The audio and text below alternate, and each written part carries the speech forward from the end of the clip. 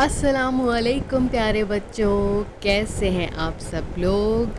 میں امید کرتی ہوں کہ سب خیریت سے ہوں گے۔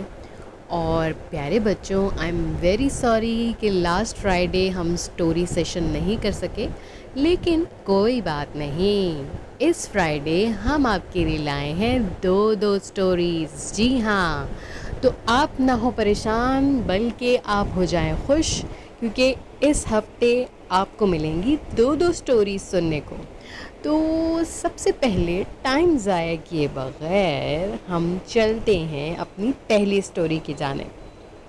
اچھا بھائی بچوں، ایک جنگل ہوتا ہے اور اس جنگل میں ایک چوہا رہتا ہے، اور اس کے بل کے قریب ایک اخروٹ کا بہت بڑا درخت بھی ہوتا ہے۔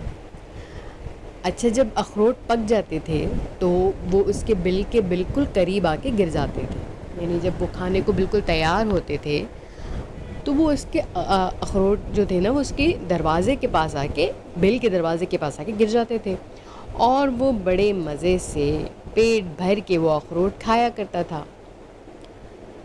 لیکن ایک دن اس نے سوچا، اس کے دماغ میں تھوڑی سی لالچ آئی، اور اس نے سوچا کہ جب سردیاں آ جائیں گی تو تب تو نکلنا بڑا مشکل ہو جائے گا، تو کیوں نہ میں ایسا کروں کہ یہ سارے اخروٹ جمع کر کے ان کو ذخیرہ کرنا شروع کر دوں۔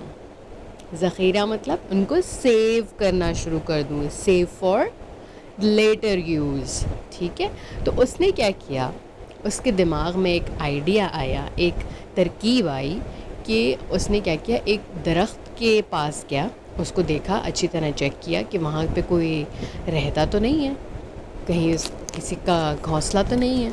اس نے جب یہ چیز چیک کر لی تو اس درخت کے کھوکھلے تنے کے اندر، یعنی ہولو اسپیس جو تھی اس درخت کے اندر، اخروٹ کو جمع کرنا شروع کر دیا۔ اب جب وہ یہ کام کر رہا تھا تو ایک گلہری اسے نظر آئی۔ چوہے نے گلہری کو بلایا اور اسے بتایا کہ میں نے درخت کی کھو میں اخروٹوں کا ایک ذخیرہ چھپایا ہوا ہے، اور یہ بہت راز کی بات ہے، میں صرف تم کو بتا رہا ہوں، کسی اور کو نہ بتانا۔ گلہری اس کی بات سن کے بہت حیران ہوئی۔ تھوڑی دیر بعد پھدکتی ہوئی ایک درخت پہ چڑھ گئی۔ درخت کی چوٹی پر ایک بلبل بیٹھی گانا گا رہی تھی۔ گلہری کو چوہے کی وہ بات یاد آ گئی۔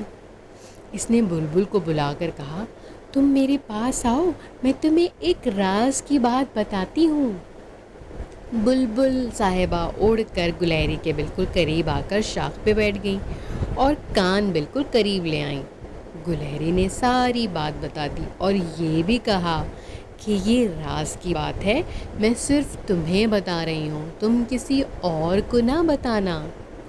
بلبل بھی یہ بات سن کر بہت حیران ہوئی اور دوبارہ گیت گانے لگی۔ پھر دوسری طرف اڑان بھری اور کھیت کے اوپر سے گزری۔ جب کھیت کے اوپر سے گزری تو وہاں ایک خرگوش گھاس کھا رہا تھا۔ بلبل خرگوش کے قریب جا کر بیٹھی اور اسے مخاطب کرتے ہوئے جب خرگوش نے کہا کہ بلبل بہن کہاں جا رہی ہو، تو ایک دم سے وہ رک گئی، کہنے لگی، ارے میں تو بس ادھر ایسے ہی جا رہی تھی، لیکن میں تمہیں ایک راز کی بات بتاؤں اگر تم سننا چاہو تو۔ خرگوش اچھل کے بلبل کے پاس پہنچ گیا۔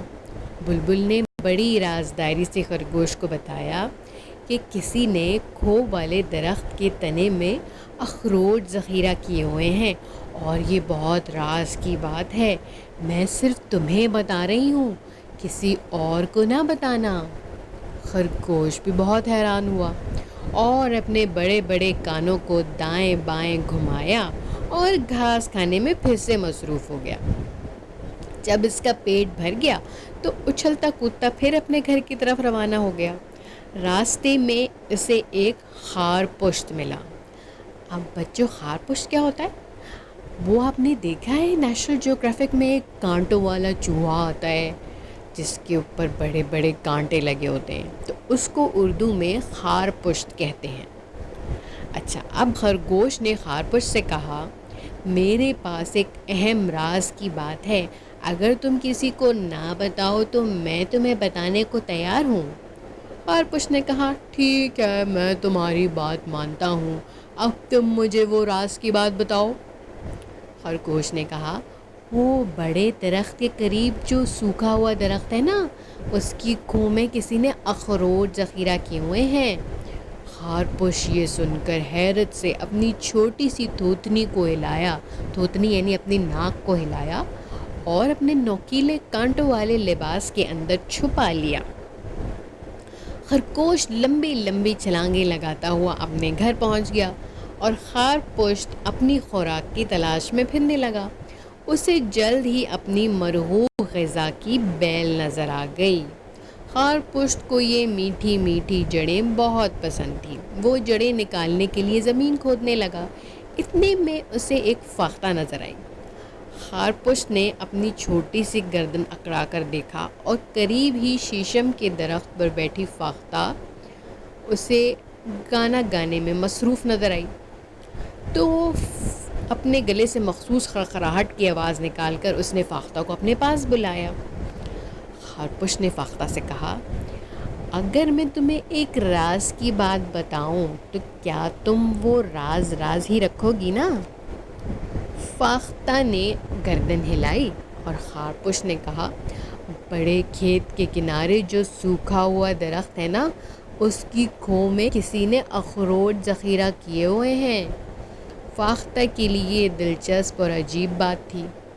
وہ تھوڑی دیر بعد دانہ دونگا چگنے کے لیے اڑتی ہوئی اس بڑے کھیت میں پہنچی جس کے کنارے پر سوکھا ہوا درخت تھا۔ اسے ایک چھوٹا سا چوہا بھی نظر آ گیا جو کہ اپنا بل کھودنے میں مصروف تھا۔ فاختہ اس کے قریب پہنچی اور کہا، میرے پاس ایک بہت بڑے مزے کی بات ہے، اگر تم کسی کو نہ بتاؤ تو میں تمہیں بتا دوں۔ چوہا زمین کھودنے کا کام چھوڑ کر فاختہ کے قریب آ کے بیٹھ گیا اور کہنے لگا، مجھے تو تم وہ بات بتاؤ لیکن میں پکا کسی کو نہیں بتاؤں گا۔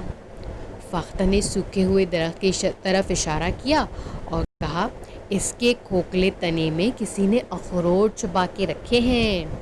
اخروٹوں کا نام سن کر چھوٹے چوہے کے منہ میں پانی بھر آیا اور وہ اخروٹ کترنے میں بہت لطف محسوس کرنے لگا۔ تھوڑی ہی دیر میں جب فاختہ وہاں سے اڑ کر چلی گئی تو چھوٹے چوہے نے سوچا کہ کیوں نہ میں جا کر فاختہ کی بات کی تصدیق کر لوں، یعنی کہ میں یہ چیک کر لوں کہ آیا فاختہ یہ بات جو کہہ رہی ہے وہ سچ بھی ہے یا نہیں۔